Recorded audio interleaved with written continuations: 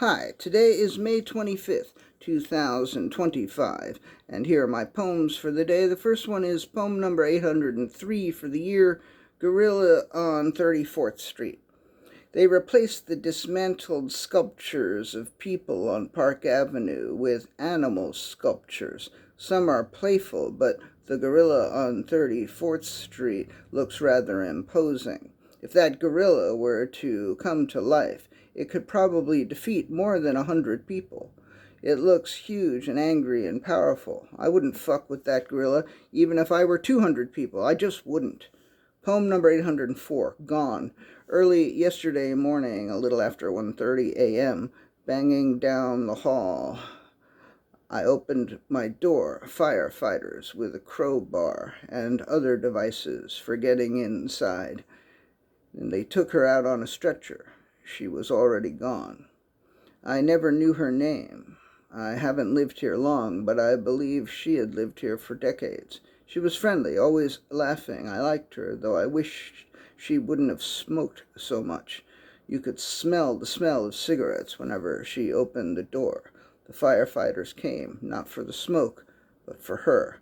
They took her out early yesterday morning. She was already gone. Poem number 805, The Love They Wanted. They wanted a love that could make the walls fall, that could wake up the neighborhood, that could make a sound that only dogs could hear, that could make a sound that everyone could hear. They wanted a love that caused earthquakes and volcanoes and caused the idolaters and false messiahs to repent, that could make the trees sing, that could make the mountains dance. They wanted a love that could walk into any bar and the bartender would automatically know what they were having. They wanted a love to end all loves, to begin all loves, to be the alpha and omega of loves, to be the alphabets and lucky charms of love. And they wanted to love until the cows came home, and where the buffaloes roam, into the gloam under a geodesic dome. They wanted to love until the stars all went out, until monkeys stopped shouting, until the doubters stopped doubting, until the final outing, until the final out. Poem number 806, Deeper. She looked continually to the sky as if that was the way forward, until the day when she realized she needed to go deeper rather than higher. And as she went deeper, she felt higher, but also grounded. She felt connected to and a part of all and everything, but also more like herself than she ever had before.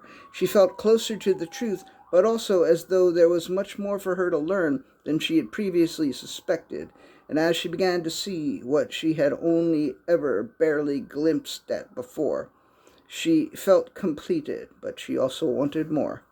Poem number 807, Haiku Are Easy, part 46. A shoestring budget, safety deposit boxes, penny for your thoughts. Poem number 808, Friend Zone.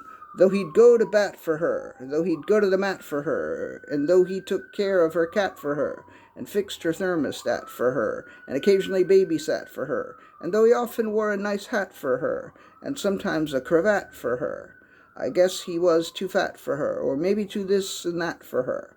But whatever it was, he remained alone, relegated to the friend zone. And the last poem of the day, poem number 809, it's a haiku, Lactose Intolerance. He ate cheese, and the rest of the day and all night, he was cutting it. All right, that's it. Thank you. I appreciate you.